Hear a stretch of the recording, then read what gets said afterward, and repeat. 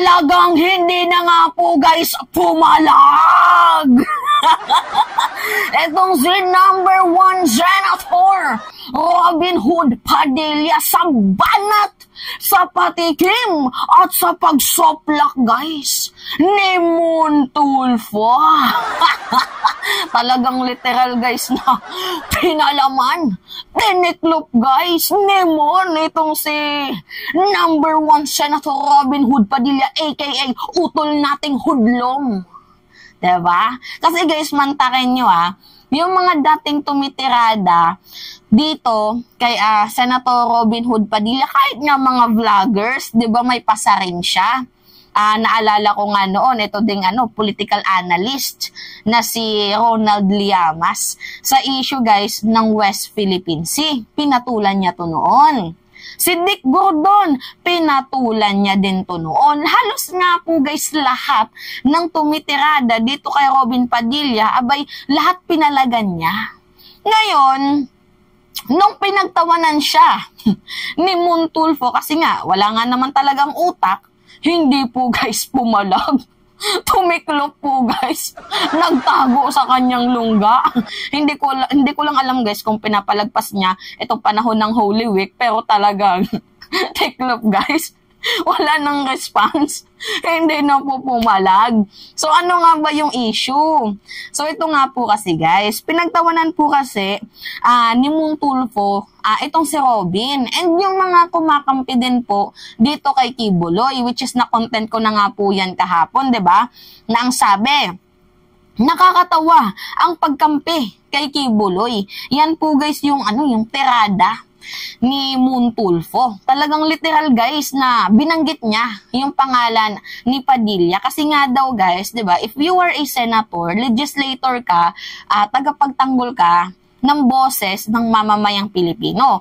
Unang-una, yung mga katulad nating mga nakatsinelas, mga may hirap, tagapagtanggol ka ng mga walang boses, tagapagtanggol ka ng mga walang kapangyarihan.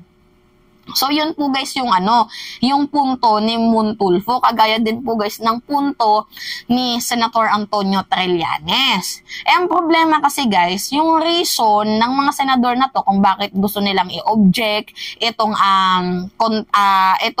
arrest order kay Kibuloy, kung bakit ayaw nilang ma-arrest itong si Kibuloy, it is that because kaibigan nila. Diba si Robin, pinahiram daw ng helicopter, pinag-free air sa TV. Sabi nga sa article, di porket, kaibigan mo ay hindi na nakakagawa ng kasalanan sa iba. Diba? Kasi, yan guys, yung nila yung reason nila na hindi pwedeng gawin yan sa isang kaibigan. Kilala namin yan si Kibuloy, kumrad namin yan. Hindi daw po pwede yung ganong rason, which is totoo guys. Hindi po pwedeng gawing rason na kaibigan ko yan. Di porket kaibigan mo, above the law na siya. Di porket kaibigan mo, hindi na siya nakakapag-commit ng mistake. Diba? Yan po guys yung tirada ni Moon Tulfo, which is may sense naman kahit papaano. Actually nga guys, itong si Moon Tulfo, Maka Duterte to. Kaya nga, ako ay na-amaze kay Moon Tulfo kasi despite ng pagiging DDS niya before, siguro, ay mulat na din siya. Diba? Nakita niya yung totoo. Diba? Hindi siya nagpabulag sa ideolohiya ng mga DDS. At ngayon guys, hindi naman siya sa kumakambyo sa ating administrasyon, bagkus nilalahad niya lang yung kanyang opinion na ay malito. Diba? Malito. Ganyan. Hindi to pwede. Kailangan nating itama to. Kaya nga guys, pinagtawanan niya etong si Robin Padilla kasi mantakin mo yung reason din ni Robin Padilla. Hindi kasama ko yan na nakipaglaban sa mga teroristang grupo. Anong connect nun? 'Di ba? Oo, nakipaglaban ka pero di porket nakipaglaban ka, exempted ka na sa batas. 'Di ba? Guys, madami tayong kakilala na mabuti sa atin.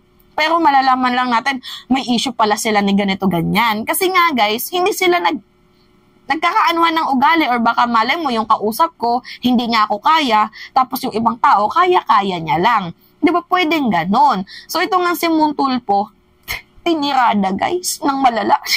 Itong si Robin, pinagtawanan niya guys, yung literal na tawa na, di ba? Yung parang yung tawa ng walang bukas. Abay itong si Robin, tiklop. Hindi guys, nag-response. Literally.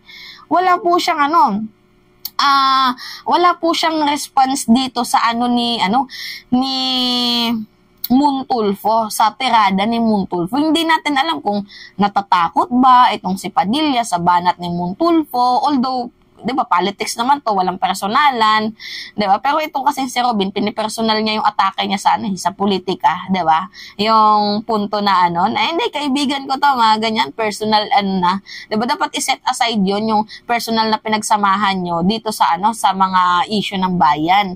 Kagaya din dapat ng ginawa sana ni Sara Duterte, na iba po yung yung personal issue dito sa sa problema ng bayan, na hindi dapat di porket kaibigan mo kakampihan mo na. 'Di ba? Di porket kakilala mo, kakampihan mo na. Di porket nakipaglaban sa mga makakaliwang grupo, kakampihan mo na. Hindi po 'yun ganun, guys. Ang tinutukoy kasi dito ni ni Montulfo, kahit ano pa mang antas sa buhay mo, 'di ba? If you are committed for a crime, dapat panagot ka. Hindi yung tinotolerate nyo pa. Di ba? Pangit na nga yung ginawa, tinotolerate nyo pa. Yan po guys yung yung punto ni Montulfo noong March 27. Well, late na tayo nga dito sa balita, pero ang ganda kasi guys ng kanyang pagkakasabi na nakakatawa itong si Padilla. Kayo ba guys, natawa ba kayo? Actually, sa lahat naman talaga guys ng sinabi ni Robin, wala naman talaga tayo nakuwang sustansya. Lahat naman talaga yun, ginawa niyang comedy bars ang Senado, to the point na sasabihin niya na, hindi naman ako abogado ni Kibuloy. Pag ganyan-ganyan pa siya. Wala akong karapatan na para i-defend siya. Ano yung ginagawa niya? Diba? Na pagtatanggol kay Kibuloy. Hindi ba yun pag-defend?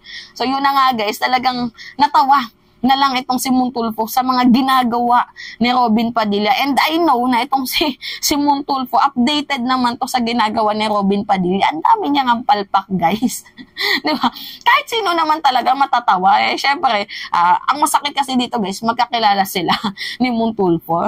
Mantakin mo, parang kulang na lang sabihin ni Montulfo na wala ka kasing utak Kulang na lang ipamukha ni Montulfo sa kanya na wala kang utak. Ang problema nga lang guys, ay syempre, nirerespeto pa din ni Montulfo itong si Padilla. Kaya nga sabi niya, nakakatawa itong mga kumakampi kay Kibuloy para naman hindi masyadong masakit, diba? Parang hindi masyadong masakit yung ni Montulfo.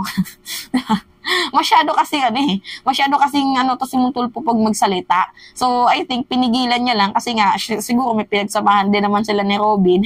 Ang problema si Robin hindi na nagsalita kasi siguro natatakot din dito kay Montulfo. Si Montulfo ilang beses na din tong nabugbog, 'di ba? Baka mamaya pag ito na si Montulfo na mambugbog sa kanila. 'Di ba guys? So ngayon, ano kaya yung response dito ni Robin Padilla, kasi wala pa din talaga ako nakikita guys na na response ni Robin dito sa sa tirada ni Montulfo. So anyway guys, para hindi ka kasi natitirada, less talk, less mistake, diba? Yun, less talk, less mistake. Ganun lang yun. So, wag ka nang magsalita kung medyo hindi din naman kalaliman yung sasabihin mo. Diba? Mag-aral ka muna ng Ingles. Diba? yun. So, anyway, it's me again guys, si Mima Alicia nyo, at nagbabalik ulit para sa ating panibagong video.